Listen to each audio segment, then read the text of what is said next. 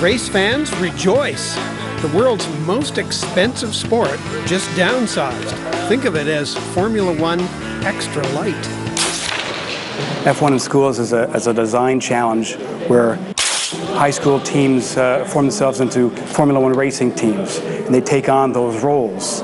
And they use math skills, science skills, manufacturing and design skills to compete. You want to put your car in the line?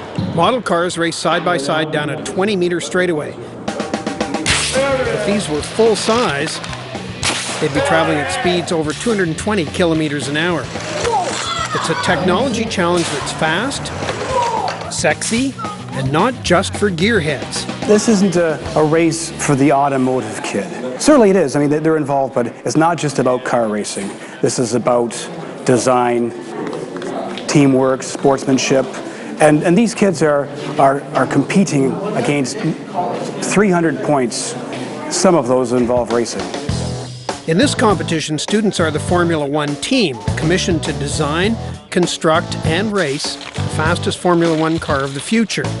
Measurements for the car are specific, but design is left to the students' imagination. The Black Mamba is actually the world's fastest and most deadly snake, so we figured that using that name would reflect what we want our car to be.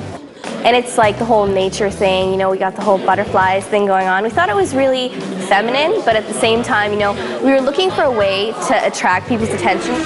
Ultimately, every team's car has its own unique twist. For SATEC at Porter, it's the wheels.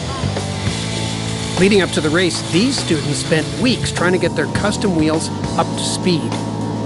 This is our first year to make the wheels. It's a challenge. I don't know how far we could get. We have many technology here. We can use the lathe to get the wheels cut. And we also have the 3D printer. Supposedly, we should print the wheels using the 3D printer. They're using a hard plastic called Durlin to make the wheels, hoping that smaller wheels will give their car a faster ride. If you look at this wheel, by your eyes you can see it's bigger than this one, which increases the surface friction with the ground.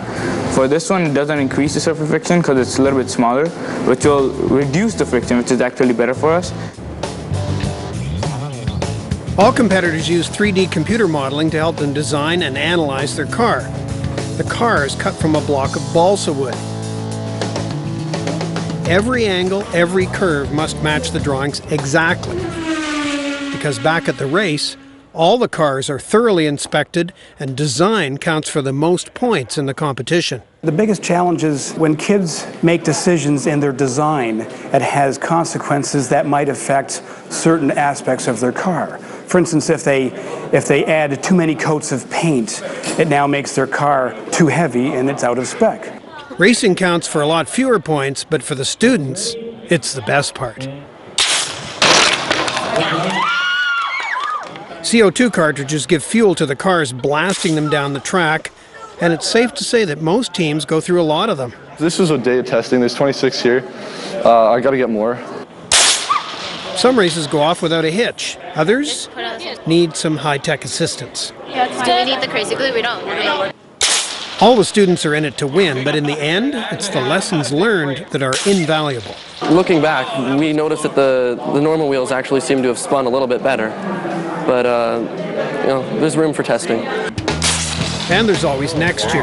F1 in Schools is an annual event, so get your ideas together and you can take a spin on the track. Excellent.